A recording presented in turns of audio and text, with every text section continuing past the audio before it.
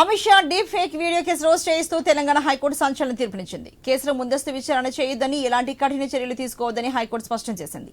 తదుపరి విచారణ 4 వారాలకు వాయిదా వేసింది. అయితే ఇప్పటికే కాంగ్రెస్ సోషల్ మీడియాకు సంబంధించిన 5గురిని హైదరాబాద్ సైబర్ క్రైమ్ పోలీసులు అరెస్ట్ చేసి కోర్టులో హాజరుపరిచారు. వారికి కోర్టు బెయిల్ మంజూరు చేసింది.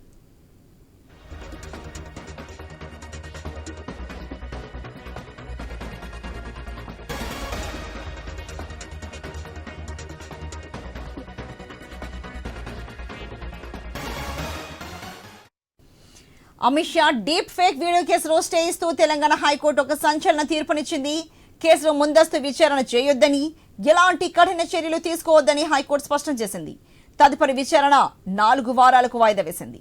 అయితే ఇప్పటికే కాంగ్రెస్ సోషల్ మీడియాకు సంబంధించిన 5గురిని హైదరాబాద్ సైబర్ క్రైమ్ పోలీసులు అరెస్ట్ చేసి కోర్టులో హాజరుపరిచారు. వారికి కోర్టు బెయిల్ మంజూరు చేసింది.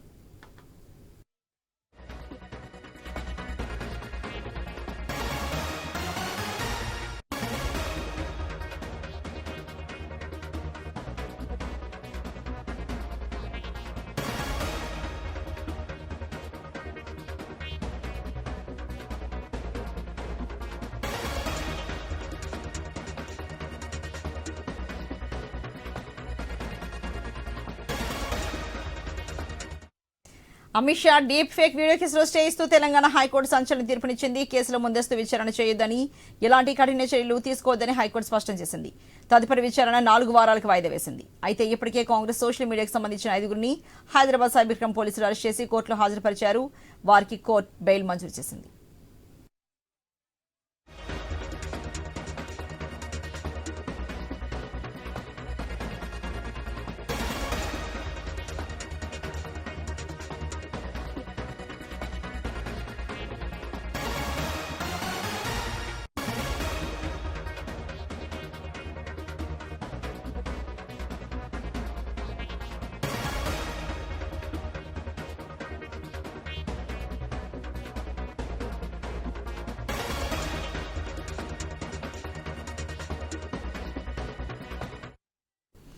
మరి Amit Shah deep fake video case అన్నది ఎంత సంచలనం సృష్టించిందో మనందరికీ తెలిసిన విషయమే. మరి దీనికి సంబంధించి తెలంగాణ హైకోర్టు స్టే ఇస్తూ ఒక సంచలన తీర్పునిచ్చింది. మరి ఈ దేశకు సంబంధించి పూర్తి సమాచారాన్ని మా స్పెషల్ కరెస్పాండెంట్ సునీల్ అందిస్తారు.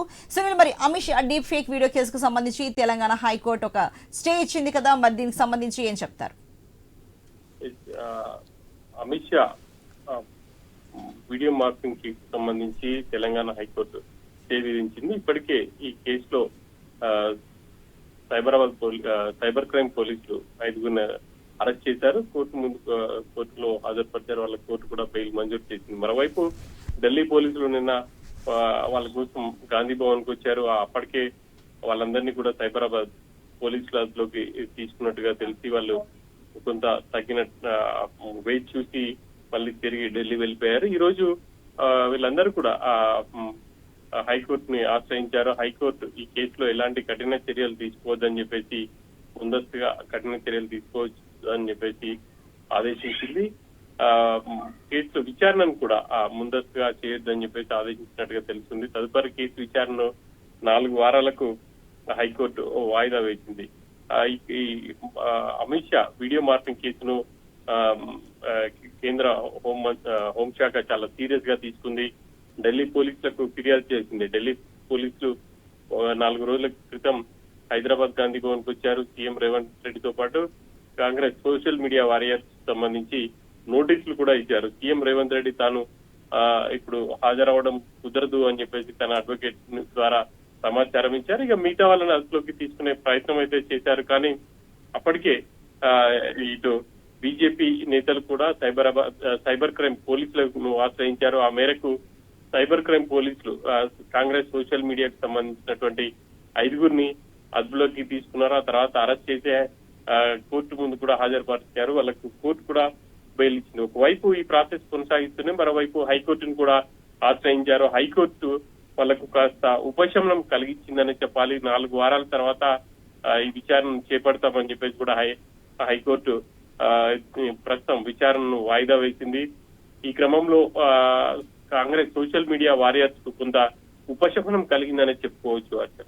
Okay, right. Thank you very much Sunil.